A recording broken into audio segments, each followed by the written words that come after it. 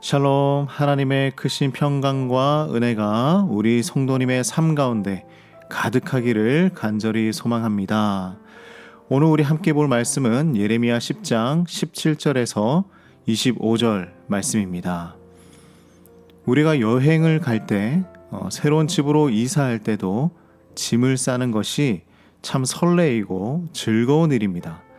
하지만 누군가에 의해서 강제적으로 다른 곳으로 가야 한다면 그것만큼 힘든 일이 없는 것이죠.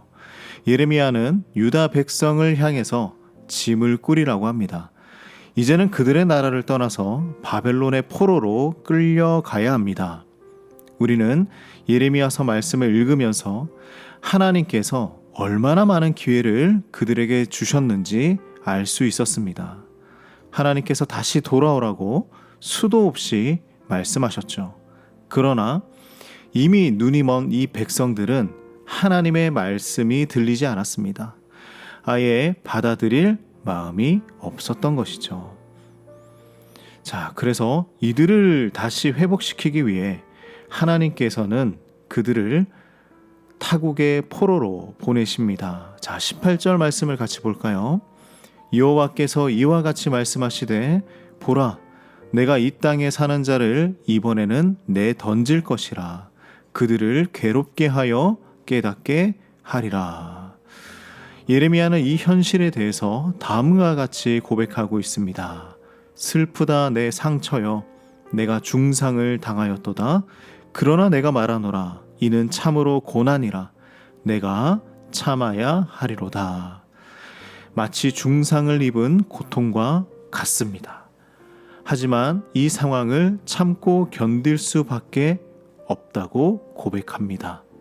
예레미야는 하나님의 말씀을 듣고 전해주는 선지자였지만 그렇다고 해서 자신의 민족이 고통을 받는 것, 이것을 지켜보기만 한 것이 아닙니다. 그도 함께 아파하고 함께 고통을 받습니다. 함께 웃고 함께 울며 아픔을 나누는 목회자임을 알 수 있죠. 자, 유다 백성들이 이러한 어려움에 빠지게 된 것을 예레미야는 다음과 같이 이야기하고 있습니다. 자, 21절 말씀인데요.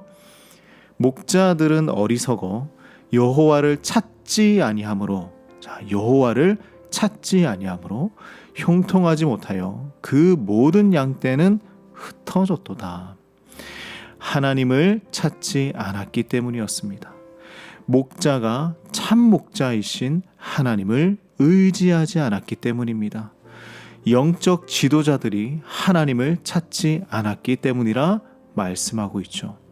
그러므로 모든 일에 있어서 참 목자이신 우리 주님을 먼저 찾는 우리 모두가 되기를 간절히 소망합니다. 자, 이제 유다 백성들의 방향은 정해졌습니다.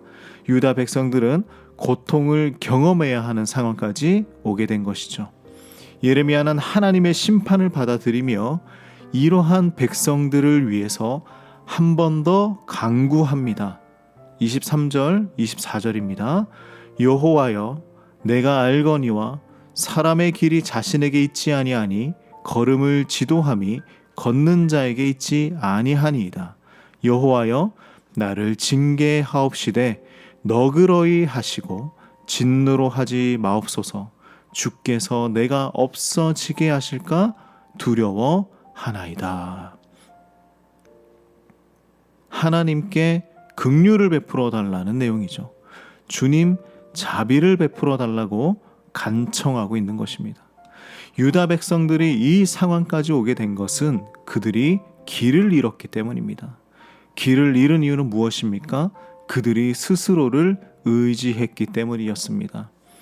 23절 말씀처럼 인생의 길은 인간 자신에게 있는 것이 아니라, 인간 스스로 걸음을 지도할 수 있는 것이 아니라, 이 길을 인도하고 지도하시는 분 오직 하나님밖에 없다라는 사실입니다.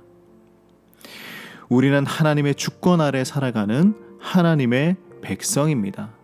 그러므로 오늘도 하나님께서 우리의 인생을 인도해 주시길 간절히 간구하며 기도하는 하루가 되기를 소망합니다.